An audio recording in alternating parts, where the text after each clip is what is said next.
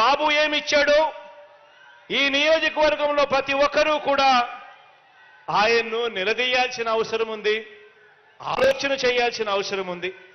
తన సొంత నియోజకవర్గానికే 35 సంవత్సరాలుగా మంచి చేయని ఈ మనిషి 75 సంవత్సరాల వయసు వచ్చిన తర్వాత మరో నలుగురితో పొత్తు పెట్టుకొని ఎన్నికల్లోకి ఈరోజు దిగుతా ఉన్నాడు. ఆలోచన చేయమని అడుగుతా ఉన్నా. ఈ మనిషి 75 సంవత్సరాల వయసు, ఈ మనిషికి 35 సంవత్సరాలుగా ఇక్కడ ఎమ్మెల్యేగా పనిచేశాడు, 14 సంవత్సరాలు ముఖ్యమంత్రిగా కూడా పనిచేశాడు, 3 సార్లు ముఖ్యమంత్రి అయ్యాడు. ఇలాంటి ఈ మనిషి ఏ పేదవాడికి మంచి చేసింది లేదు, ఏ ఇంటికి మంచి చేసింది లేదు, ఏ ప్రాంతానికి మంచి చేసింది లేదు. ఈ మనిషి ఇవాళ మరో నలుగురితో పొత్తు పెట్టుకొని ఎన్నికల్లో పోటీకి దిగాడు. మంచి చేసి ఉంటే పొత్తులు ఎందుకు అని మనం అడిగితే మాట్లాడాడు. మీ పేరు చెబితే గుర్తుకొచ్చే ఒక్క మంచైనా ఉందా, గుర్తుకొచ్చే ఒక్క స్కీమ్ అయినా ఉందా అని చెప్పి మనం అడిగితే మాట్లాడడు. ఏ గ్రామం మధ్య అయినా నిలబడి ఈ గ్రామంలో నా మార్కు ఫలానా మంచి చేశాను అని చెప్పగలడా అంటే అది మాట్లాడడు. సామాజిక వర్గాలకు మీరు చేసిన మంచేమిటి, సామాజిక వర్గాలకు మీరు చేసిన న్యాయమేమిటి అని అడిగితే చివరికి కుప్పంలో కూడా బీసీలు అత్యధికంగా ఉన్న ఈ ప్రాంతంలో కూడా కనీసం అక్కడ కూడా బీసీ ఎమ్మెల్యేలు మీరు పెట్టని పరిస్థితి కనిపిస్తా ఉంటే సామాజిక న్యాయం, సామాజిక మంచి మీరు ఎక్కడ చేశారయ్యా అని అడిగితే అది మాట్లాడడు. పేద ఇంటికి వెళ్దాం, తలుపు తట్టి ఆ ప్రతి పేద ఇంట్లోనూ అడుగుదాం. 14 ఏళ్ళు సీఎంగా ఉండి మీరు చేసిన మంచి ఏమిటో ఆ ఇంటికి కనీసం ఒక్క రూపాయి అయినా మీరు ఇచ్చారా అని చెప్పి అడుగుదామని చెప్పి చంద్రబాబు నాయుడు గారిని గట్టిగా నిలదీస్తే అది మాట్లాడాడు. మరి ఏం మాట్లాడతాడంటే పొత్తుల గురించి మాట్లాడతాడు. ఎవరితో మాట్లాడతాడు అనంటే దత్తపుత్రుడితో మాట్లాడతాడు. ఏ విషయం మాట్లాడతాడు అనంటే తలుపులు బిగించుకొని ప్యాకేజీ ఎంత అని ప్యాకేజీ గురించి మాట్లాడతాడు. పోనీ కాపులకు మీరు చేసిన మంచేమిటి, కాపులకు మీరు చేసిన మంచేమిటి? వంగవీటి రంగాను హత్య చేయించింది మీరే కదా, అందుకే మిమ్మల్ని వారంతా వర్గ శత్రువుగా భావిస్తున్నారు కదా అని మనం అడిగితే దానికి కూడా మాట్లాడడు. ఇది బాబు మార్క్ రాజకీయం, చంద్రబాబు మార్క్ రాజకీయం. ఇది చంద్రబాబు మార్క్ రాజకీయం అంటే వంచన, మోసం, కుట్ర, వెన్నుపోటు.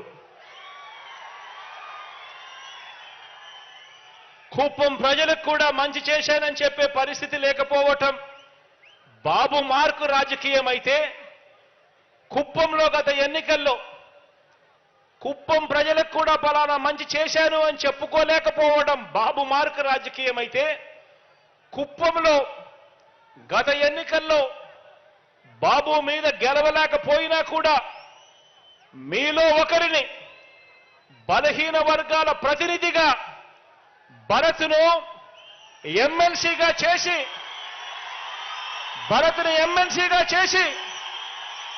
బలహీన వర్గాల ప్రతినిధిగా మీలో ఒకడిని ఎమ్మెల్సీగా చేసి అతన్ని ముందు పెట్టి ఇక్కడి పేద కుటుంబాలన్నింటికీ కూడా చరిత్రలో ఎప్పుడూ జరగని విధంగా, ఎన్నడూ జరగని విధంగా ప్రతి ఒక్క కుటుంబానికి మంచి చేయటం మీ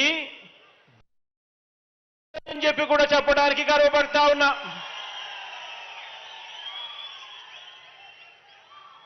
భరత్ను మన బలహీన వర్గాలకు చెందిన నాయకుడిని మీ వాడిని ప్రతినిధిగా చేసి ఆయన 2019లో గెలవలేకపోయినా కూడా ఎమ్మెల్సీగా చేసి కుప్పానికి ఈ 5 సంవత్సరాలలో ఇంత మంచి చేశాం. ఇదే భరత్ని మీ వాడిని కుప్పం ఎమ్మెల్యేగా ఎన్నుకోండి. కుప్పం ఎమ్మెల్యేగా ఎన్నుకోండి. నా కేబినెట్ లో మంత్రిగా స్థానం ఇస్తాను. నా గుండెల్లో పెట్టుకుంటాను. తన ద్వారా కుప్పం నియోజకవర్గానికి మరింత అభివృద్ధి, మరింత సంక్షేమం చేయిస్తాను అని చెప్పి కూడా ఈ సందర్భంగా మాటిస్తున్నాను మీ అందరికీ.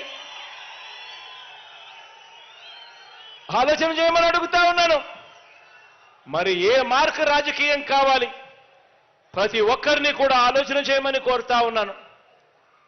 ప్రజల గురించి ఆలోచన చేసే, పేదవాడి గురించి ఆలోచన చేసే, పేదవాడి భవిష్యత్ గురించి ఆలోచన చేసే మీ బిడ్డ మార్క్ రాజకీయం కావాలా, లేక కేవలం ఎన్నికల్లో మిమ్మల్ని ఉపయోగించుకొని తర్వాత గాలి కొదిలేసే రాజకీయం చంద్రబాబు నాయుడు గారు చేస్తా ఉన్న రాజకీయం కావాలా? అందరూ కూడా ఆలోచన చేయండి. ఇదే పెద్ద మనిషి చంద్రబాబు నాయుడు గారు 14 సంవత్సరాలు ముఖ్యమంత్రి అయి కూడా తాను చేసింది ఏమిటి అంటే ఒక పెద్ద సున్నా కనిపిస్తుంది. కానీ ఎన్నికలు వచ్చేసరికి మాత్రం మళ్ళీ కోసం, మళ్ళీ మోసం చేయడం కోసం రకరకాల రంగులతో మేనిఫెస్టో తీసుకొని వస్తాడు. ఆ మేనిఫెస్టోలో ప్రతి ఇంటికి కేజీ బంగారం ఇస్తానంటాడు.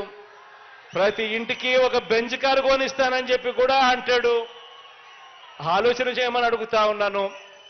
14 సంవత్సరాలు ముఖ్యమంత్రిగా చేసిన ఈ వ్యక్తి, ఏ రోజైనా ఏ మంచి కూడా చెయ్యని ఈ వ్యక్తి ప్రతి ఎన్నికలప్పుడు కూడా ఒక రంగురంగుల మేనిఫెస్టో తీసుకొని వచ్చి ఏ రకంగా ప్రజలను వెన్నుపోటు పొడుస్తా ఉన్నాడు. ఇటువంటి వ్యక్తి మాటలను నమ్మగలమా అన్నది ప్రతి ఒక్కరూ కూడా ఆలోచన చేయండి. ఈ 57 నెలల కాలంలో మీ బిడ్డ ప్రభుత్వం చూశారు. ప్రతి ఇంటికి జరిగిన మంచి చూశాడు. పేదవాడి భవిష్యత్ కోసం మీ బిడ్డ పడతా ఉన్న తాపత్రయాన్ని మీరంతా కూడా చూశారు. మీ బిడ్డను ముఖ్యమంత్రిగా మళ్ళీ మీరు చేసుకుంటే పేదవాడి బ్రతుకులు బాగుపడతాయి, పేదవాడి భవిష్యత్ బాగుపడుతుంది అన్నది ప్రతి ఒక్కరూ కూడా ఆలోచన చేయమని చెప్పి కోరుతూ, మీలో ప్రతి ఒక్కరూ కూడా మంచి జరిగిన మీ బిడ్డ ప్రభుత్వం వల్ల మంచి జరిగిన ప్రతి విషయము కూడా ఇంకా 100 మందితో చెప్పి ఆ 100 మందితో కూడా ఓటు వేయించే కార్యక్రమానికి అందరూ కూడా పూనుకోవాలని మరొక్కసారి మీ అందరికీ కూడా విన్నవిస్తూ, దేవుడి దయతో ప్రజలందరి చల్లని దీవెనలతో ఇంకా మంచి చేసే అవకాశం దేవుడు ఇవ్వాలని, మీ అందరికీ ఇంకా మంచి జరగాలని